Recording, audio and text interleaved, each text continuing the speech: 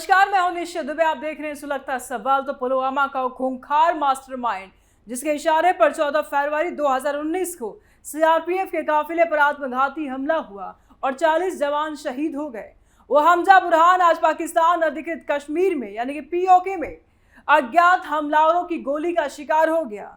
मुजफ्फराबाद की सड़कों पर उसका शव पड़ा रहा। सुरक्षा के सारे इंतजाम धरे रह गए। आईएसआई ने उसे स्कूल प्रिंसिपल बनाकर छुपाया था। AK-47 वाले गार्ड तैनात किए थे, फिर भी मौत ने आखिर ढूंढ ही लिया। यह खबर न सिर्फ भारत के लिए राहत की सांस है, बल्कि पाकिस्तान की दोहरी नीति पर भी सवाल खड़े करती है। और ऐसे में कई सवाल सुलग रहे हैं। पुलवामा का मास्टरमाइंड हमजा बुरहान को किसने मारा? इसका कितने आतंकी संगठन से कनेक्शन था? हमजा का क्रिमिनल रिकॉर्ड क्या था? हमजा के मारे जाने से आतंकी संगठनों में क्या हालत है? पाकिस्तान की आज की हालात और कैपेसिटी क्या है? सबसे पहला सवाल, पुलवामा का मास्टरमाइंड हमजा बुरहान को किसने मारा? अभी तक ये साफ नहीं है। गोलियां किसने चलाई? अज्ञात हमलावरों ने मुजफ्फराबाद में उसके ऑफिस के बाहर फायरिंग की। कई गोलियां लगी और मौके पर ही मौत हो गई। कुछ रिपोर्ट्स में कहा जा रहा है कि ये टारगेटेड किलिंग थी। पाकिस्तान में पिछले कुछ सालों में ऐसे कई आतंकी इसी तरह से मारे गए हैं। आईएसआई की छत्रछाया में था वो। स्कूल प्रिंसिपल का कवर दिया गया था। स्कूल का प्रिंसिपल बनाया गया था, उसका कवर दिया गया था। सुरक्षा थी, भारी सुरक्षा थी, फिर भी बच नहीं पाया। क्या यह पाकिस्तान की अंदरूनी गुटों की लड़ाई थी? क्या कोई राइवल टेरर ग्रुप का काम था या फिर कोई और हाथ था? पाकिस्तानी अथॉरिटीज ने अभी कोई आधिकारिक बयान तो नहीं दिया है, चुप्पी साध रखी है, लेकिन साफ है कि पाकिस्तान की जमीन पर आतंकियों की मौत का सिलसिला जारी है, आगे भी रहेगा।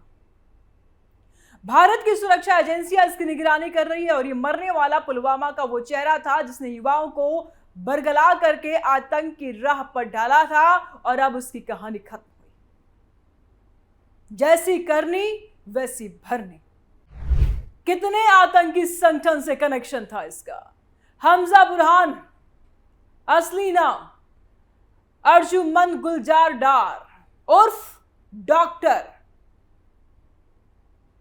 पुलवामा जिले के खरबटपोरा रत्नीपोरा का रहने वाला। 2017 में पढ़ाई के बहाने पाकिस्तान चला गया। जरा सोचिए, कश्मीर से पाकिस्तान। भारत की पढ़ाई इतनी फेमस, इसको पाकिस्तान की पढ़ाई चाहिए थी और अलबद्र जैसी बैन ऑर्गेनाइजेशन में शामिल हो गया। ये यही पढ़ने गया था, धीरे धीरे कमांडर बन गया। ये वही शख्स था जो जम्मू कश्मीर में युवाओं को रेडिकलाइज करता था, उन्हें ट्रेनिंग दिलवाता था और भारत में हमले करवाता था। 2019 के पुलवामा हमले में उसकी अहम भूमिका बताई गई, जहां जैश ए मोहम्मद ने जिम्मेदारी ली थी, लेकिन नेटवर्क और सपोर्ट अल बद्र जैसे ग्रुप्स का भी था। इसके अलावा 2020 में पुलवामा में सीआरपीएफ पर ग्रेनेड अटैक का मास्टरमाइंड भी यही था। गौर से देखिए इसे। विस्फोटक बरामदगी के केस, ओवरग्राउंड वर्कर्स के जरिए सप्लाई चेन और सब इसके कनेक्शन से जुड़े थे। भारत सरकार ने 2022 में इसे आतंकवादी घोषित किया था। UAPA के तहत नोटिफाई किया गया और यह पाकिस्तान से बैठकर वर्चुअल मोड पर निर्देश देता था। हिंदुस्तान में बैठे कुछ युवाओं को बहला करके, फुसला करके आतंकी बनाता था। अलबद्र का कमांडर बनकर उसने कश्मीर में आतंक का जाल बुन रखा था। एक पढ़ा लिखा नौजवान जो डॉक्टर बन सकता था, लेकिन आतंक की राह चुन ली। अलबद्र ये नाम सुनते ही कश्मीर की आतंक की सियासत, पाकिस्तान की आईएसआई की चालें और भारत के खिलाफ प्रॉक्सी वार की पूरी तस्वीर सामने आ जाती है। आज हम बात करते हैं इस संगठन की पूरी हिस्ट्री की, शुरू से लेकर अब तक की। अलबद्र, इसकी जड़ें काफी पुरानी हैं, लेकिन कश्मीर वाले रूप में यह 1998 में सामने आया। नाम की शुरुआत 1971 में शुरू हुई मानी जाती है, जब पूर्वी पाकिस्तान यानी कि आज के बांग्लादेश वे बंगाली आंदोलन के खिलाफ पाकिस्तान समर्थक मिलिशिया के रूप में अलबद्र सक्रिय था। जमात इस्लामी से जुड़े लोग इसमें शामिल थे जो बंगालियों के खिलाफ हिंसा में माने जाते थे।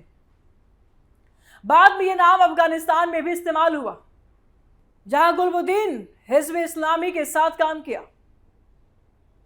1990 के आसपास यह कश्मीर पहुंचा। शुरू में हिज़्बुल मुजाहिदीन यानी HM के अंदर काम करता रहा। 1998 में ISI की रणनीति के तहत अल-बद्र को हिज़्बुल्लाह मुजाहिदीन से अलग कर दिया। ISI चाहता था कि अलग अलग ग्रुप चले ताकि कंट्रोल आसान रहे और एक ग्रुप पर प्रेशर पड़ने पर दूसरा काम करता रहे। अरफीन भाई, जिसे जनीसर या लुकमान भी कहते हैं, शुरुआती लीडर था। बाद में बख्त जमीन खान कमांडर बना। हेडक्वार्टर मनसेहरा, खैबर पख्तूनख्वा, पाकिस्तान में। पश्तून फाइटर ज्यादा है, लेकिन कश्मीरी युवाओं को भी रिक्रूट करते रहे। उद्देश्य साफ था, जम्मू कश्मीर को भारत से अलग करके पाकिस्तान में मिलाना है। खुद तो रोटी खा नहीं सकते, कश्मीरियों को भी नहीं खाने देंगे। आजादी के नाम पर आतंक फैलाना और इस्लामिस्ट मिलिटेंट ग्रुप है जो जिहाद के नाम पर युवाओं को बरगलाता रहा। कारगिल युद्ध 1999 में पाकिस्तान की तरफ से सक्रिय भूमिका निभाई। आत्मघाती हमलों को सब कंटिनेंट में पहले इस्तेमाल करने वाले ग्रुप्स में से एक माना जाता ही है। भारत सरकार ने 2002 में इसे बैन कर दिया। यूएस ने भी फॉरेन टेररिस्ट ऑर्गेनाइजेशन घोषित कर दिया। अल-बद्र HM, लश्कर-ए-तैयबा, जैश-ए-मोहम्मद जैसे ग्रुप्स के साथ काम करता रहा, कभी कभी यूनाइटेड जिहाद काउंसिल के तहत, लेकिन अपना अपना अलग नेटवर्क रखा, खासकर साउथ कश्मीर और पुलवामा जैसे इलाकों में। Recruitment, radicalisation, fundings, arm supply, ये सब ISI की छत्र छाया में चलता रहा। हथियार पाकिस्तान से आते, ट्रेनिंग POK या पाकिस्तान के कैंपस में होते। ये दशक में अल-बद्र ने कई हमलों की जिम्मेदारी ली। Grenade attack, targeted killings, security forces पर हमले, कश्मीर में घुसपैठ करवाने, OGW नेटवर्क चलाने में सक्रिय। और हालांकि LET और JEM की तुलना में थोड़ा छोटा ग्रुप रहा, लेकिन फोकस्ड और डेंजरस। आइसोसाइड स्क्वाड्स ने इसकी ताकत बढ़ाई। 2010 के बाद भारतीय सुरक्षा बलों की शक्ति घाटी में ऑपरेशंस, स्टोन पेल्टिंग और हाइब्रिड टेरर के बीच अल-बद्र भी प्रभावित हुआ। कई कमांडर मारे गए, लेकिन ISI ने इसे जिंदा रखा। नए फाइटर भर्ती किए, खासकर पढ़े लिखे युवाओं को। हमजा बुरहान, अर्जुमंद गुलजार डार 2017 में पाकिस्तान गया और अल-बद्र में शामिल होकर कमांडर बना। पुलवामा जैसे इलाकों में रेडिकलाइजेशन और अटैक्स की प्लानिंग में उसकी भूमिका बताई जाती है। 2020 में भारत सरकार ने इसे टेररिस्ट घोषित किया। आज की हालत, अल-बद्र कमजोर हो चुका है। कश्मीर में नॉर्मलसी लौटने, पर्यटनों की आमद, विकास कार्यों और सुरक्षा बलों की मजबूत पकड़ से घुसपैठ और हमले कम हुए। आर्टिकल 370 के बाद माहौल बदला, फिर भी पाकिस्तान की तरफ से कोशिशें जारी रही। हमजा बुरहान जैसी मौतें संगठन को झटका देती है। रिक्रूटमेंट मुश्किल हुई, फंडिंग पर दबाव है, लेकिन ISI की पुरानी आदत नहीं छूटती। अल-बद्र की पूरी कहानी पाकिस्तान की दोहरी नीति की मिसाल है। दुनिया से कहता है पीस चाहते हैं, लेकिन घर में आतंकियों को पालता है। स्कूल प्रिंसिपल बनाकर छुपाते हैं और ये ग्रुप युवाओं की जिंदगी बर्बाद करने का हथियार बना। सोचिए, स्कूल का प्रिंसिपल है, उन बच्चों को ये क्या शिक्षा दे रहा होगा। भारत की तरफ से जीरो टॉलरेंस नीति काम कर रही है। एक एक आतंकी का सफाया होगा, नेटवर्क तोड़ना होगा, विकास से युवाओं को मुख्य धारा से में लाना होगा। अल-बद्र जैसे संगठन सिर्फ कश्मीर नहीं, पूरे भारत के लिए खतरा थे, लेकिन आज कश्मीर बदल रहा है, शांति, प्रगति और एकता की राह पर आगे बढ़ रहा है। पाकिस्तान को समझना चाहिए कि आतंक का खेल आखिरकार खुद को नुकसान पहुंचाता है। हमजा बुरहान की मौत इसका ताजा उदाहरण है। शहीदों को सलाम जो पुलवामा में मारे गए, और उन्हें, उन परिवारों को न्याय मिलता रहेगा। हमजा का क्रिमिनल रिकॉर्ड क्या था? इसका रिकॉर्ड काफी लंबा और खतरनाक है। पुलवामा हमले के मास्टरमाइंड के रूप में उसका नाम सबसे आगे आता है। 40 CRPF जवानों की शहादत का जिम्मेदार। 2020 का ग्रेनेड अटैक, जिसमें सुरक्षा बलों को निशाना बनाया गया। पुलवामा में विस्फोटक बरामद हुआ और उसके नेटवर्क से जुड़े लोग के पास युवाओं को अल-बद्र में भर्ती करवाना, उन्हें मोटिवेट करना, फंडिंग अरेंज करना, और ये सब उसके काम थे। NIA और जम्मू कश्मीर पुलिस के कई केस में नाम शामिल है। 2022 में केंद्र सरकार ने इसे टेररिस्ट डिक्लेयर किया। एफआईआर में उसका जिक्र है। जहां ओवरग्राउंड वर्कर्स के जरिए हथियार और पैसे पहुंचाने की बातें सामने आई, वो पाकिस्तान से बैठकर साउथ कश्मीर में रिक्रूटमेंट नेटवर्क चलाता रहा। कई युवा जिन्हें उसने बरगलाया वो या तो मारे गए या जेल में। परिवार से भी कट गया। देखने में सामान्य दिखता है लेकिन अंदर से खतरनाक है। भारत के लिए मोस्ट वांटेड लिस्ट में शामिल है। उसकी वजह से कितने परिवार बर्बाद हुए, कितनी माओ की गोद सुनी हुई और इसका हिसाब नहीं लगाया जा सकता। हमजा के मारे जाने से आतंकी संगठनों में क्या हालात। ये मौत अलबद्र और जोड़े अन्य ग्रुप्स के लिए बड़ा झटका है। अलबद्र पहले से ही दबाव में था। भारतीय सुरक्षा बलों की कार्रवाइयों से उसके कई कमांडर ढेर हो चुके हैं।